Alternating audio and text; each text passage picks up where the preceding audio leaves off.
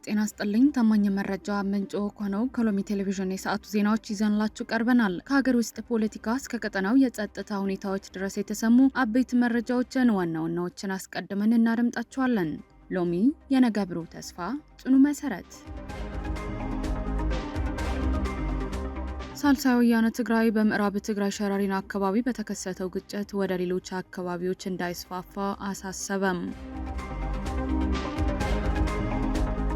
በኢትዮጵያ አፋጣኝ የሆነ ቀጠናዊና ዓለም አቀፋዊ የሰብአዊ መብት ምርመራ ዘዴዎችን ወደ ነበረበት መመለስ እንዳለበት አምነስቲ ኢንተርናሽናል አሳስበዋል። ጥሩ ስምምነት ለመፈረም የመጨረሻው እድል ነው። ፕሬዚዳንት ትራምፕ የኢራን ድርድርን በተመለከተ ማስጠንቀቂያ ሰጡም። ለአሁን የያዝናቸው አርዕስተ ዜናዎቹ በከፊሉ እነዚሁ ነበሩ። አሁን ደግሞ የክስተቶቹ ዝርዝር መረጃ፣ ምክንያቶችና ተያያዥ ትንታኔዎችን ሰፋ አድርገን ወደምናይበት ወደ ዝርዝር ዜናዎቻችን እንሻገራለን። አብራችሁን ቆዩ።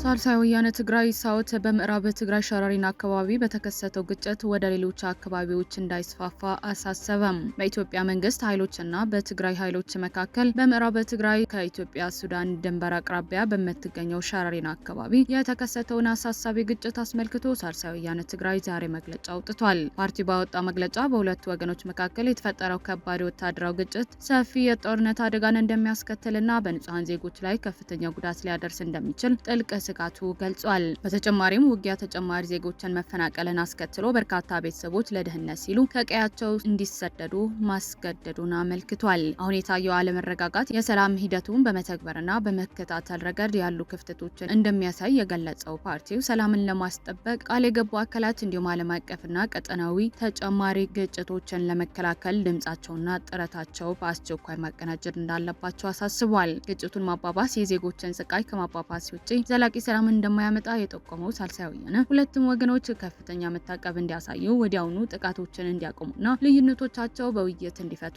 ጥሪ አቅርቧል። በመጨረሻም የችግሩ መባባስ ለመከላከል ንጹሐን ዜጎች ለመጠበቅና የሰላም ጥረቶችን ለመደገፍ ቀጠናዊና ዓለም አቀፍ ባለድርሻ አካላት አስቸኳይ እርምጃ እንዲወስዱ ጥሪ አስተላልፏል።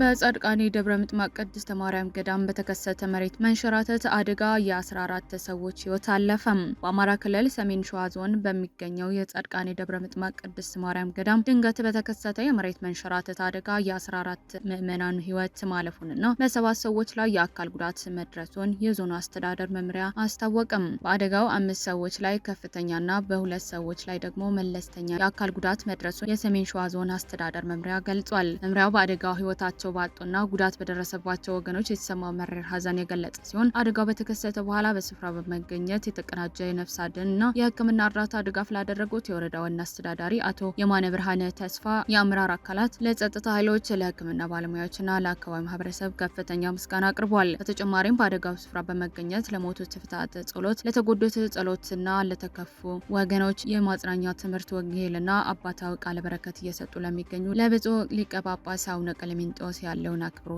ገልጿል።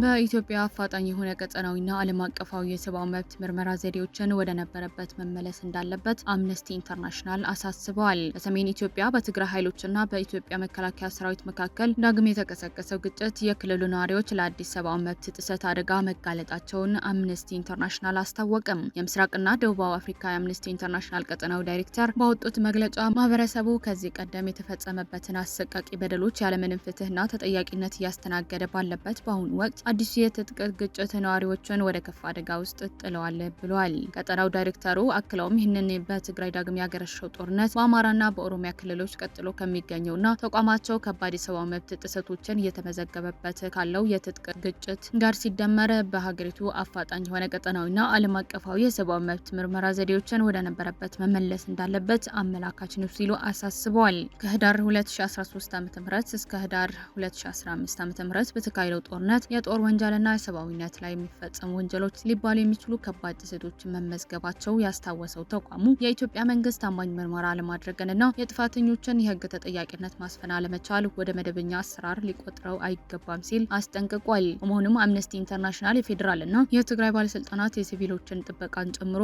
ዓለም አቀፍ የሰብአዊ መብት መስፈርቶችን እንዲያከብሩ ጥሪ አቅርቧል። ከዚህም ባሻገር ገለልተኛ የሰብአዊ መብት ታዛቢዎችና የሰብአዊ እርዳታ አቅራቢዎችን ያለምንም እንቅፋት በቦታው ተገኝተው ስራቸውን እንዲያከናውኑ ሊፈቀድላቸው እንደሚገባ ተማጽነዋል። ዓለም አቀፍ ማህበረሰብ በአዲስ አበባና በመቀሌ የሚገኙ ባለስልጣናት ጋር በአስቸኳይ በመነጋገር በግጭቱ ለተጎዱ የትግራይ አካባቢዎች የነጻ ሚዲያዎችና የሰብአዊ መብት ታዛቢዎች ተደራሽነት እንዲረጋገጥ ተቋሙ ወትውቷል። ኢትዮጵያ ውስጥ ይደረግ የነበረው ቀጠናዊና ዓለም አቀፋዊ የሰብአዊ መብት ክትትል የተቋረጠው የተባበሩት መንግስታት ድርጅት የሰብአዊ መብት ባለሙያዎች ኮሚሽንና የአፍሪካ የሰብአዊና ህዝቦች መብት ኮሚሽን አጣሪ ቡድን የስራው ጊዜ ማብቃቱን ተከትሎ መሆኑን መግለጫው አስታውሷል። ይህንን ተከትለው የኢትዮጵያ መንግስት ዓለም አቀፍ ተጠያቂነት ጥረቶችን ለመከላከል ሲጠቀምበት የነበረው የሽግግር ፍትህ ሂደት እርግፍ አድርጎ ትቶታል ሲል መግለጫው ወቅሷል። በሌላ በኩል ባለፉት 2 ወራት ውስጥ የትግራይ ባለስልጣናት ነጻ ሚዲያዎችን ከማፈን በሺዎች የሚቆጠሩ ሰዎችን በግዳጅ ወደ ጦርነት ከመመልመልና የዜጎችን ከቦታ ቦታ የመንቀሳቀስ መብት ከመገደብ ጋር የተያዙ አፋኝ እርምጃዎችን እየወሰዱ መሆኑን የሰብአዊ መብት ተሟጋች ድርጅት መመዝገባቸውን አምነስቲ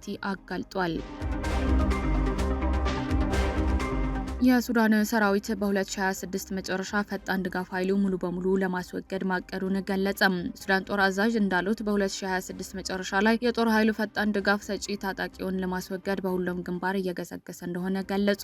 ያሲር አልአታ ይህንን የተናገሩት የመሐመድ ጎሳ መሪ ከሙሳ ሂላልና ለሱዳን ጦር እጃቸው ከሰጡ ብርጋዴር ጀነራል አኑር አልአባጉባ ጋር በመሆን ለጦር ኃይሎች ንግግር ሲያደርጉ ነው። አልአታ ንግግር ያደረጉት ቦታ ያልተጠቀሰው የሱዳን ትሪቡ ዘገባ እንዳመለከተው ጦሩ ለሁለት ግንባሮች በአንድ ጊዜ የመራመድ ስትራቴጂን ተግባራዊ ያደረገ ሲሆን ይህም የአርኤስኤፍ መሪ ጀነራል መሐመድ ዳጋሎ ካርቱም ተመልሶ ለመያዝ ከዛቱ በኋላ የተደረገ ንግግር ነው። አላታ በ2026 መጨረሻ ላይ ምንም አይነት የአርኤስኤፍ ተዋጊዎች ወይም የውጭ ቅጥረኛ ወታደሮች በሱዳን እንደማይቀሩ ቃል ገብተዋል። የሚቀጥለው ሳምንት ከከፍተኛ አዛዦች ጋር ከመገናኘታቸው በፊት ከሱዳን ሰራዊት ጋር ተሰልፎ የሚዋጉ ቡድኖች ውስጥ መዋቅራቸውን እንዲያጠናቅቁ ያሳሰቡት አላታ ከዚህ በኋላ የእንቅስቃሴ ፍቃድ እንደሚሰጣቸው አረጋግጧል። ይህ መግለጫ የወጣው ሰራዊቱና አጋሮቹ ድንገተኛ ጥቃት ከፈጸሙ ከ10 ቀናት በኋላ ሲሆን ባራ ጃብራት አልሼክ ኡምሲያላና ኡምዱርማንን ከኢል ኡዌይድ ጋር የሚያገናኘው የኤክስፖርት መንገድና ሌሎች ቁልፍ ቦታዎች መቆጣጠራቸው ይታወቃል። አልሸባብ በኢትዮጵያ ድንበር በምትገኘው በሂራን ክልል ውስጥ 3 ከተሞች እንደተቆጣጠረ አስታወቀም። ይህም ለኢትዮጵያ ደህንነት አስጊ ሁኔታ ይፈጥራል ተብሏል። አልሸባብ በሶማሊያ ሂራን ክልል ውስጥ 3 ከተሞችን ሙሉ በሙሉ ከተቆጣጠረ በኋላ የቲዳን ስትራቴጂካዊ ከተማ ፎቶግራፎችን አውጥቷል። የሆነው ባለፈው ጥቃት 3 ቁልፍ ቦታዎችን ከያዘ ከአንድ ቀን በኋላ ነው። በአልሸባብ ታጣቂዎች የተያዙ ከተሞች ሶላይ፣ ዛሳ፣ ራካይ እና ቲዳን ናቸው ሲሉ የአካባቢ ምንጮች ተናግረዋል። የአካባቢው ነዋሪዎች የክልል ጸጥታ ግንኙነትን ጨምሮ 3 ገለልተኛ ምንጮችን 3 አካባቢዎች መቆጣጠራቸው አረጋግጧል። ይህንን ክስተት በአልሸባብ ታጣቂዎችና በሶማሌ መንግስት መካከል ከፍተኛ ግጭት መከሰቱን ተከትሎ ነው። ተንታኞቹ እንደሚሉት የቅርብ ጊዜ ልማት በክልሉ ውስጥ ላሉ የመንግስት ኃይሎች ሌላ ትልቅ ሽንፈት ነው። ቲዳን የሂራንን ክፍሎች በአጎራባች ክልሎች ጋር የሚያገናኝ አስፈላጊ መንገድ ላይ የምትገኝ ስትሆን ስትራቴጂካዊ ጠቀሜታ ያላት ከተማ ናት። የቡድኑ ወታደራዊ ቃል አቀባይ እንደተናገረው የመንግስት ወታደሮችና የጎሳ ሚሊሻዎችን የአልሸባብ ጥቃት ለመመከት በሳምንቱ መጨረሻ በቡድኑ ላይ ጥቃቶችን መሰንዘራቸው ገልጿል። ሆኖም ቡድኑ እንዳለው የአልሸባብ ተዋጊዎች ከሂራን ክፍለ ሀገር ዋና ከተማ በለድዌን 60 ኪሎ ሜትር ርቀት ላይ የሚገኝ አንድ ለመጓጓዣና ለሎጂስቲክ ስልታዊ የሆነች መንደር በተሳካ ሁኔታ ለመቆጣጠር ችሏል። የሶማሊያ ጦር ምንጮች በበኩላቸው ከቅዳሜ ወዲህ 54 የአልሸባብ ተዋጊዎችን ገለናል ብለዋል። አልሸባብ በበኩሉ ከ100 በላይ የመንግስት ወታደሮችን መግደሉ በራዲዮ ጣቢያው አሳውቋል።